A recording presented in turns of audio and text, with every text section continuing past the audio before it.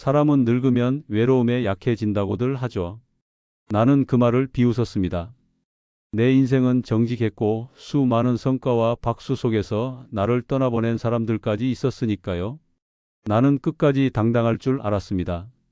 그런데 꽃다발은 시들고 나의 화려한 경력은 희미해졌죠. 점점 의욕도 없어지고 게을러지더니 어느 날은 하루 종일 굶다가 혼자 라면을 끓여 먹던 그날 처음으로 깨달았습니다. 나는 이제 아무도 기다리지 않는 사람이라는 걸. 그 허전함을 채워주겠다고 다가온 그녀. 나는 두 번째 봄이 찾아왔다 믿었습니다. 하지만 그것은 봄이 아니라 늙은 남자의 자존심을 파고든 달콤한 덫이었습니다. 뒤늦게서야 알았습니다. 내가 잃은 건 돈이 아니라 내 인생의 마지막 자존심이었다는 걸. 오늘 나는 그 이야기를 고백하려 합니다. 다시는 나 같은 바보가 나오지 않길 바라면서요. 나는 윤재호, 올해로 62.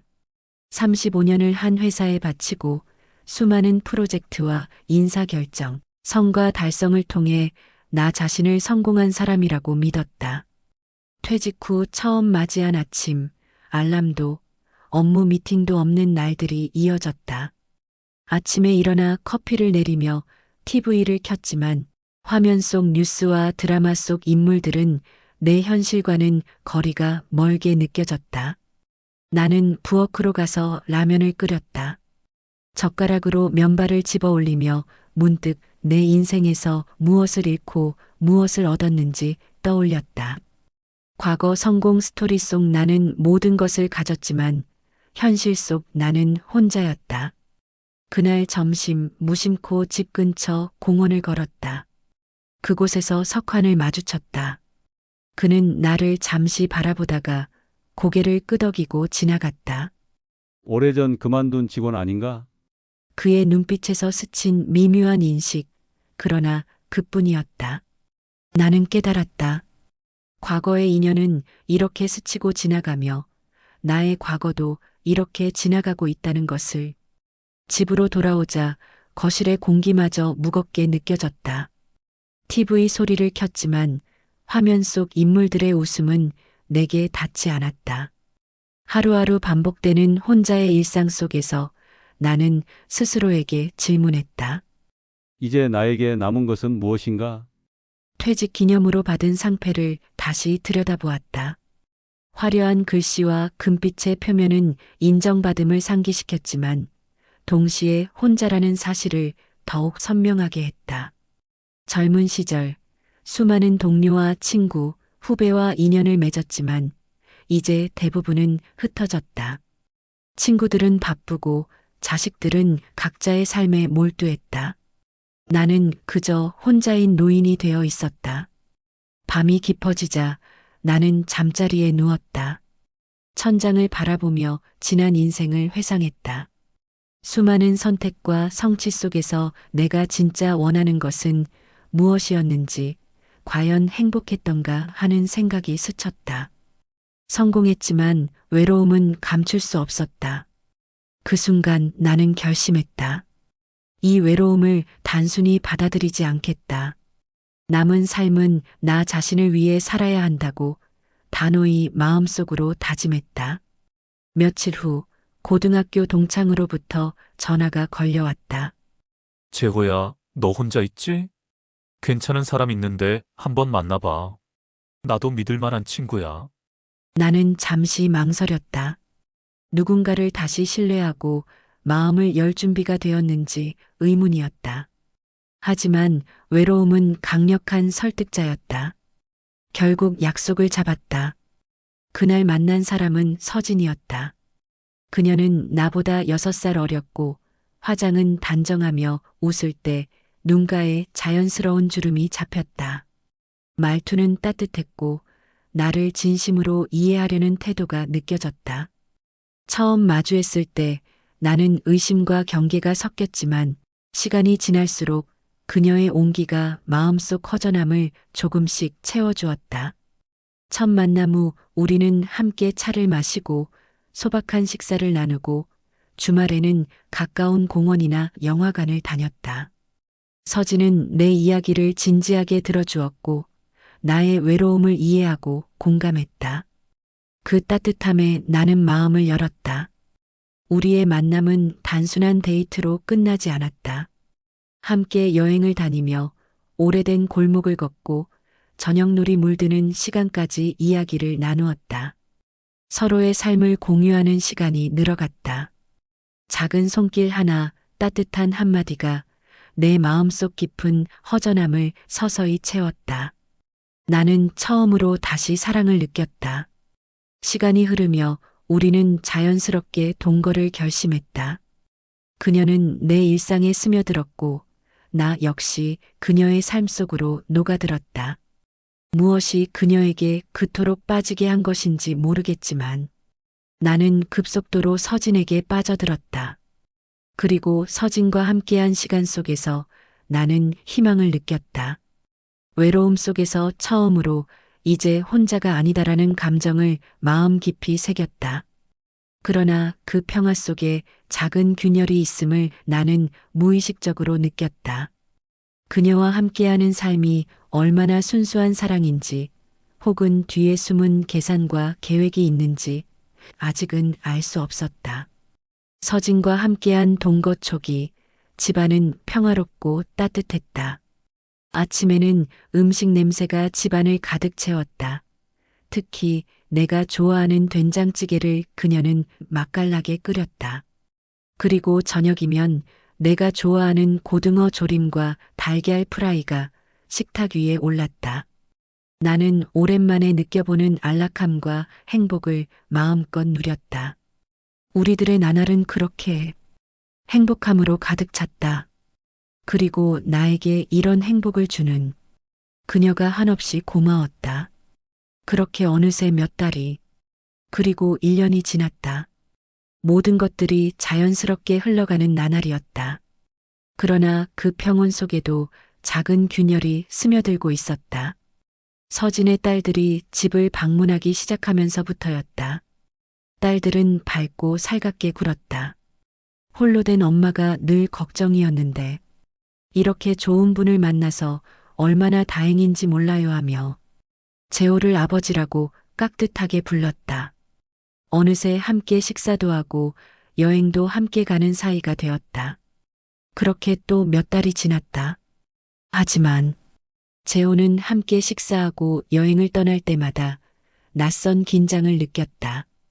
왜 그런지는 모르지만 다정한 이 모녀에게 나는 왜 가끔씩 그들의 얼굴이 낯설게 느껴질까 하고 생각했지만 그냥 나이가 드니 내가 예민해졌나 보다 하고 대수롭지 않게 지나갔다. 서진의 딸들이 와서 집안이 활기차지는 것은 좋았지만 요즘엔 너무 자주 오는 것 아닌가 하고 생각하던 차였다. 식탁 위에는 오늘도 푸짐한 한 끼가 차려 있었다. 재호와 서진이 식사할 때는 단촐한 식사가 차려지던 식탁이었지만 딸들이 올 때는 잡채, 갈비찜, 버섯전 등 한 상 가득 차려졌다.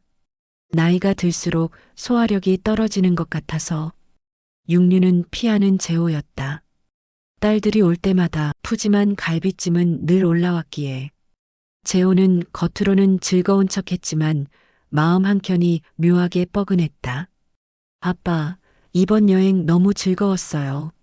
다음에는 제주도로 가요. 서진 딸들은 어느새 나를 아빠라고 부른다. 그렇다고 아저씨라고 부르기도 그렇고 해서 처음에는 어색했지만 어느새 익숙해졌다. 놀러 가자고 하는 말은 고맙지만 그 말은 즉 재호가 모든 경비를 낸다는 의미이기도 했다. 호텔 예약, 렌터카, 항공권 모든 비용이 재호 카드로 결제되고 있었다. 처음에는 서진이의 가족이니까 당연한 일이라 여겼지만 점점 카드 사용 내역은 걱정거리가 되어갔다. 어느 날 서진은 조심스레 말했다. 우리 아파트 이제 공동 명의로 바꾸는 게 맞지 않을까요? 그 순간 심장이 철컥 내려앉았다. 35년 모아 마련한 내 집, 내 재산. 그 중요한 권리를 단번에 공동 명의로 바꾸자는 말에 나는 순간 멍해졌다. 서진은 여전히 웃고 있었지만 그 웃음 뒤에 감춰진 계산이 느껴졌다. 처음으로 나는 사랑과 현실 사이에서 혼란을 느꼈다. 마음속 깊은 곳에서는 여전히 그녀를 믿고 싶었지만 눈앞에서 벌어지는 상황들은 내 판단력을 시험하고 있었다. 작은 균열은 점점 커져갔고 나는 의심과 불안을 떨쳐내지 못했다. 이전까지는 서진과 나 사이에는 나이 들어 늙어가는 노후의 사랑이라는 연결고리가 있다고 믿었기에 서진이 그저 고맙고 애틋했는데 아파트 공동 명의가 나오고서는 어딘가 모르게 꺼림칙한 마음이 들었다.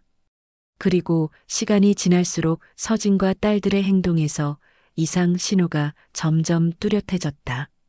생활비와 관리비, 카드 사용 내역, 식사 비용 모든 것이 내 통장에서 빠져나가고 있었다. 겉으로는 즐겁게 웃고 친근하게 말하지만 나는 점점 내가 그들의 언제나 뽑고 싶을 때 뽑을 수 있는 무한 ATM이 된 기분이었다.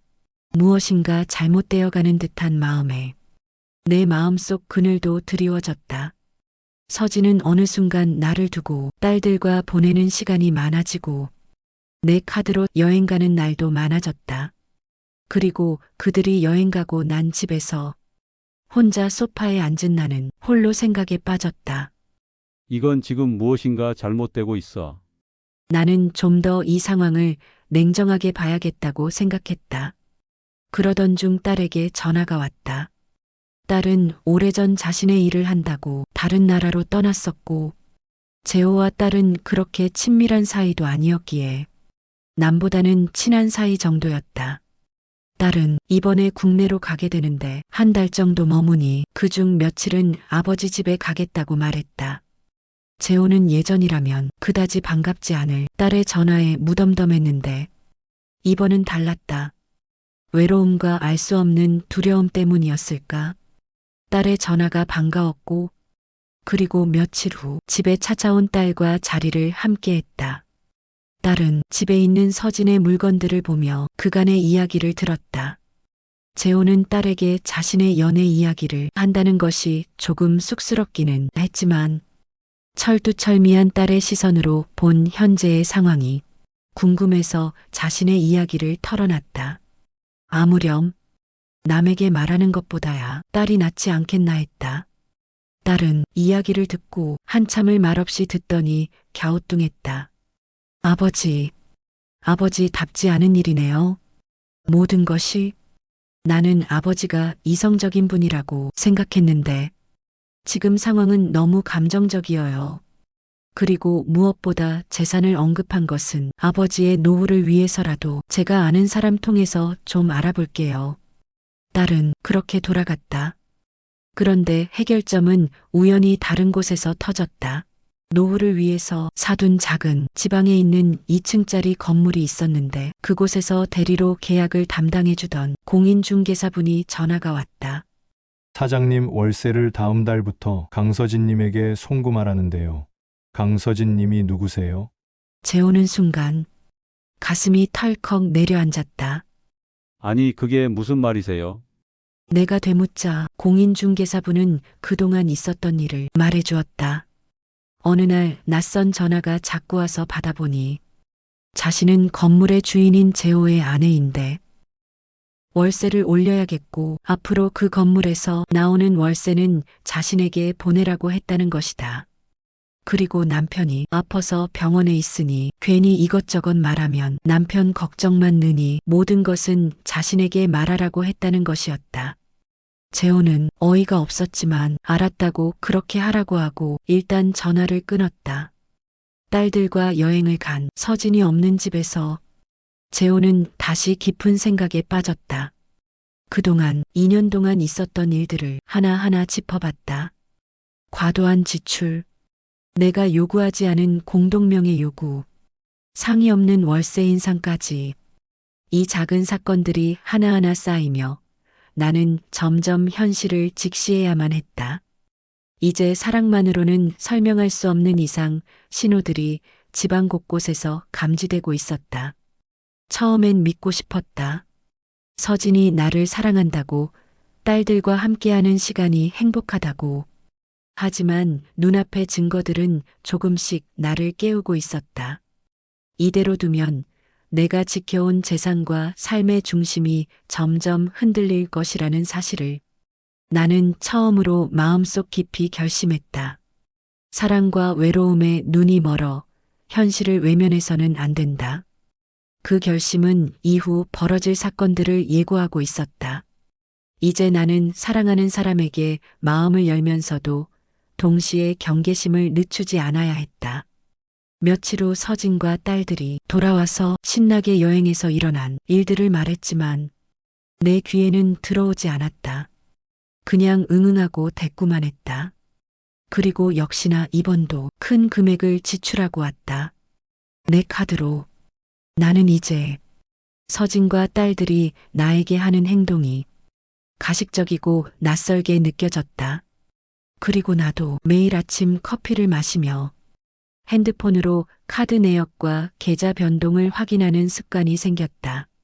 서진에게 미쳐서 그들이 내 계좌에서 돈을 흥청망청 쓸 때는 안 보이던 그들의 씀씀이가 이제는 아깝다는 생각이 들었다. 지출 규모도 점점 커져서 이제 이렇게 가다가는 내 계좌 잔액은 1년이면 다 없어질 것 같다는 생각에 등 뒤로 식은땀이 흘렀다. 그리고 월세가 서진의 통장으로 들어간 것을 확인하고 실망과 배신감이 들었다. 내가 아프다고 거짓말을 하고 자신의 통장으로 돈을 받은 서진. 믿고 싶었다. 서진이 진심으로 나를 사랑한다고, 그리고 나는 서진의 딸들과 함께하는 시간이 행복하다고. 그러나 모든 퍼즐이 맞춰지면서 진짜 현실이 눈앞에 나타났다. 서진과 딸들은 계획적이고 계산적인 행동을 하고 있었고 나는 오랫동안 그들의 계획 속에서 허우적거리고 있었다. 며칠 뒤 나는 서진과 단둘이 앉아있던 저녁 조심스레 대화를 꺼냈다.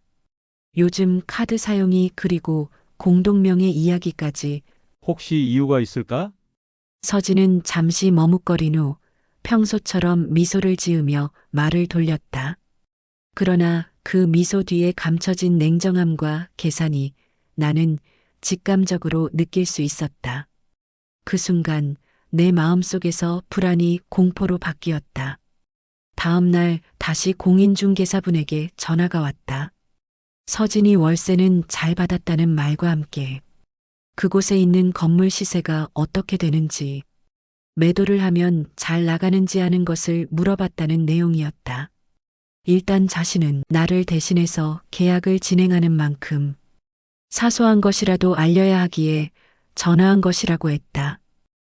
그리고 이 이야기도 사모님이 사장님한테는 병원에서 누워있는 사람에게 걱정 끼쳐서는 안 되니 연락하지 말아달라고 부탁했다는 내용까지 전했다. 아마 그분도 오랫동안 중개업을 하다 보니 초기세에서 나에게 전화한 것 같았다.